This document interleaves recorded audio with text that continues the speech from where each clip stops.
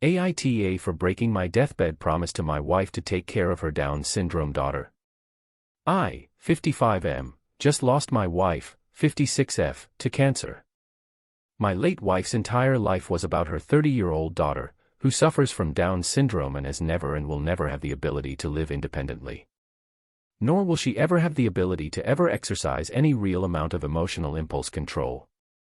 And before you all start in on the evil stepdad who doesn't care to understand line of thinking, I want to add that I have been in her life since she was 5.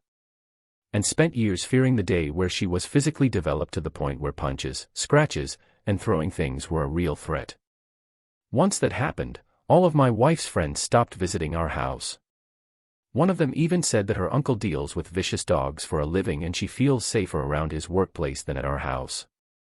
I many times have ended up needing to go to the doctors for the crime of sitting in the same room as my stepdaughter and having her attempt to pound my head in, throw a heavy object at me, or trying to choke me after I had fallen asleep. My late wife was the only one who could reliably calm her down. When we started using caregivers for my stepdaughter after my wife was diagnosed, they would be asking me whether I could enlighten them on a better way to explain things to my stepdaughter when she was going ballistic.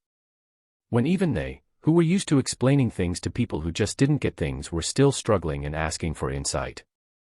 When my late wife was diagnosed, the first word out of her mouth was my stepdaughter's name. She cried every day for what was to become of her. In her desperation, she tried to press the doctor for chemotherapy when it no longer made sense. Turned to alternative medicine despite it making her feel worse. Saying she would have stopped all treatment if she was only leaving behind an employable, functioning 30-year-old. On her deathbed, she made me promise to not let her fall into the hands of a state care facility. I promised her because I didn't have the heart not to. But now after my grief fog has cleared 2 months later, my stepdaughter remains the same.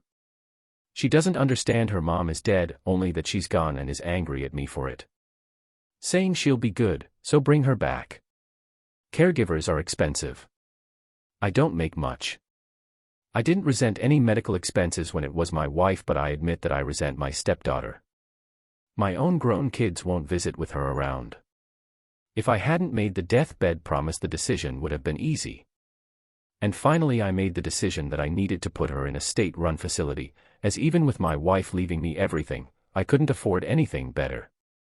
Now family are calling me the evil stepdad and a mother's worst nightmare. AITA.